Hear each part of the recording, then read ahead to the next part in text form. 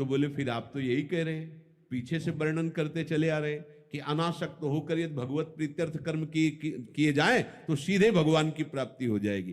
तो बोले उसका रहस्य है कि नाशवान शरीर से, नाशवान धन मकान परिवार और भोग सामग्री से अपना संबंध ना मानने के कारण जो अपने हैं वो प्रकाशित हो गए। हमारा कर्म योग जहां जहां अहमता ममता थी उसका त्याग करा दिया, जैसे आज के सत्संग में प्रारंभ में वर्णन किया। तो कर्म योग ने जो कर्म बंधन थे उनको हटा दिया और जो बचा वो है भगवत स्वरूप। भगवत स्वरूप कर्म का परिणाम नहीं हुआ, जो असाधन हो रहे थे साधन के द्वारा उनका त्याग हुआ, तो जो बचा वो हमारा स्वरूप, वो हमारे प्रभु हमारे हृदय में प्रकाशित हो गए। प्रभु यहीं बैठे, केवल पर्दा लगा त्रिगुणात्मिका माया का, वो पर्दा हटे बस बात बनी। पर्दा क्या लगा हुआ है? मैं शरीर हूं, मैं मन बुद्धि हूं, मैं इंद्रिया हूं, मैं भोगता हूं, मैं करता हूं। और ये साधन करने पर ये जो गलत भाव बैठ गया है ये मिट जाएगा। जहां ये मिटा तो जो है वो प्रकाशित हो गया। बड़े बड़े संतों के जीवन में यही हुआ है। वो उनका कोई ध्यान नहीं धर सकता।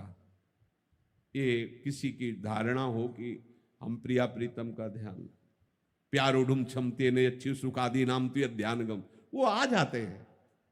वो जब देखते हैं ना यशोदा मैया भाग रही प्रभु के पीछे पीछे, लालजू की करधनी बजती जा रही है, पीछे मुड़ के देख, मैया अत्यंत सुकुमार हैं, पसीना से लथपथ हो रही, वेणी के फूल गिलते जा रहे, फूल की छड़ी लिए, रुक जा तू बड़ा उपद्रवी है, मानेगा नहीं, आज तुझे तो बांधूंगी और पीटूंगी।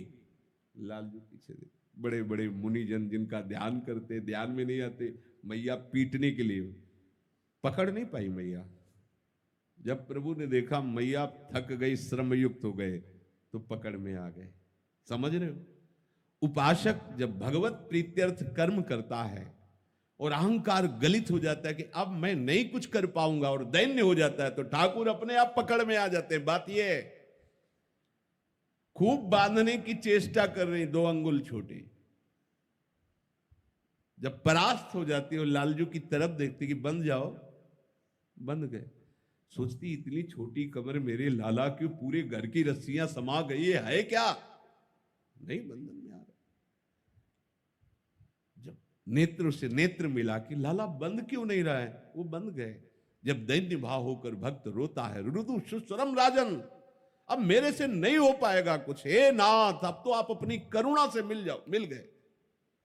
पर ये आया तभी, देख लो, पहले गोपीजनों ने लीला गायन किया, लीला अभिनय किया, खोजा वृंदावन की हर लता भूमि, सबसे पूछ रही मेरे प्रीतम श्री कृष्ण को देखा।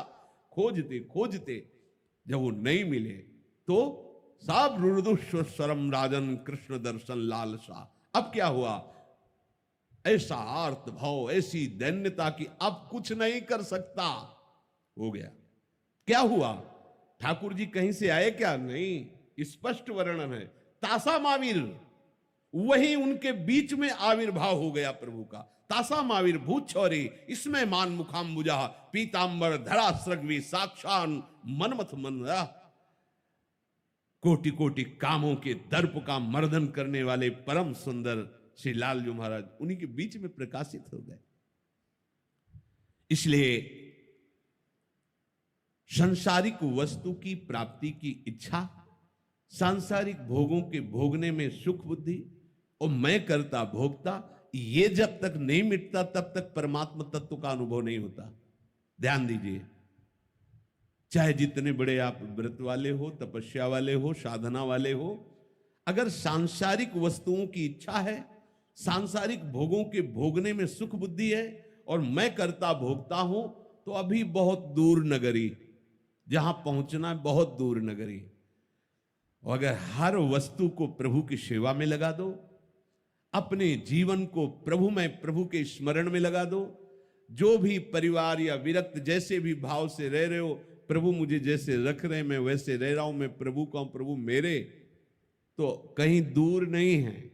वो यही हृदय में ही प्रकाश, तुम्हारे नेत्रों में, दर्शन करने की जरूरत नहीं, वो तुम्हारे नेत्रों में पुतली बन करके बस जाएंगे, वो हटने वाले नहीं। पी मूर्ति नयनन बस है। आह, रोम रोम में हरि रमि रहे, बची न एक ठोर, जिधर देखे प्रीतम ही प्रीतम। ये उनकी कृपा का स्वरूप है। पर बिना कर्म किए कोई एक क्षण रह नहीं सकता। तो कर्म होंगे तो उस कर्म को योग बनाने दें, अनाक्षक्त होकर। हमारी कोई वस्तु नहीं, तो दियम वस्तु गोविंदम तो बेमेव समर्पय। सीधी बात, आपके द्वारा दी हुई वस्तु, व्यक्ति, स्थान, सामग्री से आपकी आराधना हो रही है, आप सबके हृदय में विराजमान है। हे नाथ, आप कृपा करके अपना अनुभव करा दीजिए। बहुत दैन्यता से इस मार्ग में, जब अनासक्त भाव से हम आज बिना कर्म किए कोई रह नहीं सकता कि भाई हमें कर्म नहीं करना ही पड़ेगा, ये प्रकृति करवा लेगी। अब उस कर्म को हम योग बना ले, उस कर्म योग से ही बड़ी बड़ी सिद्धियां मिलती। जैसे उदाहरण में प्रभु ने कहा जनकादया, प्रभु स्मरण कर रहे हैं जनकाद, जैसे जनक आदि बड़े बड़े महापुरुष तत्व ज्ञानी हैं, भगवत प्रेमी हैं, पर वो आचरण वैसे ही कर रहे हैं जैसे लोक व्यवहार में किया जाता है। जो गुरुजनों ने आज्ञा की है उसके अनुसार हमें आचरण करना है। हमारे आचरणों का बिना उपदेश किए हुए दूसरे पर प्रभाव पड़ रहा है। प्रारंभ में सदगुरुदेव भगवान से प्रार्थना की कि सेवक वाणी की व्याख्या आपके श्रीमुख से सुनना चाहते। एकांत में ही, वहां किसी का आना जाना और कोई शिष्य था नहीं। 10वें वर्ष लाडली कुंज में कि कभी कभी थोड़ा तो महाराज जी ने कहा सुनने की आवश्यकता नहीं, देखने की आवश्यकता है। हमारी दिनचर्या को देख लो, सेवक वाणी मिलेगी पूरी। महाराज जी ने कहा हमारी दिनचर्या को देख लो, हमारे आचरणों को देख लो, पूरी सेवक वाणी उसी में है। पूरी टीका सेवक वाणी की हमारे आचरण में देख लेना। यह महापुरुषों के कैसे करुणा में वचन थे कि हमारे आचरण को देख ले। प्रभु कह रहे हैं कि जो श्रेष्ठ पुरुष होते हैं उनका अनुकरण सब करते हैं, उनकी बात को प्रमाणित माना जाता है। इसलिए उनको सावधान होकर वही कार्य करने चाहिए जिससे जगत मंगल हो। कहीं भी अपने, अब क्या हो रहा है कि जो ये साधु वेश है, ये ऐसा समुद्र है कि इसमें सब कुछ समा जाता है। जब अधर्माचरण करने वालों को इस भेष का पता चलता है कि इस भेष में सब कुछ छुप जाता है, तो इस भेष को स्वीकार करते हैं। किसी सदगुरु से नहीं, किसी परंपरा से नहीं, मन माने ढंग से और मन माने आचरण करके इस भेष को कलंकित कर देते हैं, निंदनीय कर देते हैं। और जब उनकी बात चौड़े पे आती है तब सब लोग सोचते हैं संत ऐसे ही होते हैं। नहीं, ऐसे नहीं होते। भूल न दे कुमारक पाऊं, ऐसा नहीं हो सकता। वो अपना बड़ा सा बड़ा कष्ट, दुख, अपमान सह जाएंगे पर दूसरे का अमंगल नहीं होने देंगे। ये संत की खास बात है। उमा संत कहे यही बड़ाई, मंद करत जो करे भलाई। फिर दूसरे का अमंगल कैसे कर सकते हैं? अगर वो संत हैं तो धन की प्रियता, शरीर की प्रियता, भोगों की प्रियता, तो संत किस बात के हैं? संत किसे कहते हैं? जो इन प्रियताओं का नाश कर दिया उसे ही तो संत कहते हैं। अगर शरीराभिमान, शरीर के सुख सामग्री में प्रियता, शरीर संबंधी भोगों की आकांक्षाएं, तो संत कहां है? नहीं। ऊसर बरसई तृण नहीं जामा, जैसे संत के हृदय में कामना उत्पन्न नहीं होती। कैसे? जैसे ऊसर में कितना भी खाद पानी लगाओ बीज नहीं उठता। ऊसर बरसई तृण नहीं जामा, संत हृदय जिम उपज न कामा। जैसे संतों के हृदय में कामना उत्पन्न नहीं हो सकती, क्योंकि संत भगवंत के स्मरण में रहते। संत वही बनता है जिसने निश्चय कर लिया है मैं, मेरा अहमता ममता का प्रभु के चरणों में समर्पण। संसार को जिसने स्वप्नवत समझ लिया वही तो संत है, या संसार को जिसने भगवत स्वरूप समझ लिया वही तो संत है। बड़ा घाटा हो रहा है। वैसे भी संत महापुरुषों का बहुत ही घाटा हो रहा है। जो शास्त्रीय पद्धति से भगवत मार्ग में चलते हुए गुरु परंपरा से सिद्धावस्था को प्राप्त हुए हैं अभी, पर बहुत कम है। अंतर्ध्यान होते जाएगा। और आज के आधुनिक वातावरण में केवल वासनाओं का ही पोषण करने के लिए यदि भेष धारण किया जा रहा है तो बहुत बड़ा घाटा है, क्योंकि साधुता का सर्वनाश हो जाएगा। लोग इसे कोई भी ऐसे तिलक लगा ले, साफा बांध ले, साधु साधु ऐसा होता है, साधु ऐसा होता है। साधु को क्या समझा, भिखारी समझा है क्या? अरे भगवान भी कहते मुझे जिता दो, तुम स्वीकार कर लो, कहते नहीं,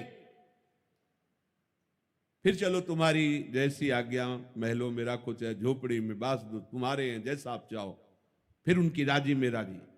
ऐसा नहीं। साधना का मतलब, उपासना का मतलब सुविधाएं मिल जाना, ये फल नहीं है। ये हमारी साधना का फल अगर ऐसा है तो पापियों के पास बहुत ज्यादा है, फिर उनकी साधना हमसे श्रेष्ठ रही ना? नहीं। अनुकूलता की प्राप्ति की यदि भावना हृदय में, तो साधु ही नहीं है। अरे साधु तो वही जो अनुकूलता प्रतिकूलता को रौंद करके समतुलता में स्थित हो गया है, जो समतुल दंपति रस समतुल, जो प्रभु में आसक्त है। ऐसा लोगों के द्वारा भारी अपराध बन जाता है कि जब ऐसे आचरण वाले वेशधारी निकलते हैं तो सत्य मार्ग में चलने वालों की भी वो अवहेलना और अपमान तिरस्कार कर देते हैं, जिससे उनके लोक परलोक सबका नाश हो जाता है।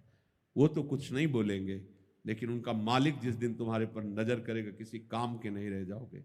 चाहे कलयुग हो, चाहे जो भी युग हो, भक्तों की सदा जय हुई है।